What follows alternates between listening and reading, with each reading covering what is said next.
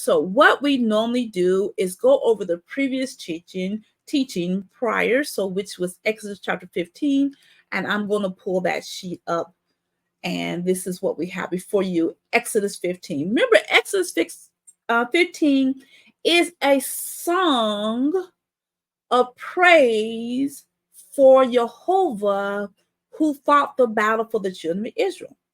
That is exactly what Exodus 15 is. It's a song from the heart for the people of Jehovah. It's most definitely praising him. It's the song of Moses. And we find the song of Moses not only in Exodus 15. If you see my cross reference, you find it in Deuteronomy 32, a different song.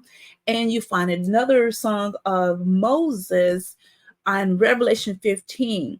So we went through Judges that also had a song of praise, a song of Deborah. And we know David has songs because Jehovah has been fighting the battle for his people in many different ways throughout time. Now, Jehovah was fighting this battle for the children of Israel as their king. He is the king. And we will see this change with the children of Israel about the king, that they want a human king. You will find that in 1 Samuel. But right now, they haven't even acknowledged him as king. But he is the king of Israel. So this king who won the battle way back in Egypt with the 10 plagues, brought them out. Here they're at the Red Sea. And in the song, it says he blew the air from his nostrils, and the seas stood up. And by the wind, the seas covered the Egyptians. And remember, we looked at the word wind, and you find it all the time is the Ruach. It is the Holy Spirit. The children of Israel is aware that there are other gods. Remember, they came out of Egypt. Egypt was polytheistic. That is people who worship more than one God. And so they're used to that. Now, the problem is that they have to learn about the Elohim that took them by a mighty hand out of Egypt. 3 days after that, they're at the Red Sea, and this event is occurring. And after that, they're in the wilderness, and then they're out of water. So they start complaining. Now, I want to say, because my insight was that they were always complaining to Moses and Aaron, mainly towards Moses, but Moses and Aaron.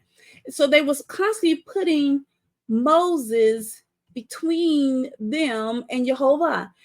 They didn't ask Jehovah. They didn't pray to Jehovah. They didn't bow to Jehovah. They just automatically start complaining to Moses.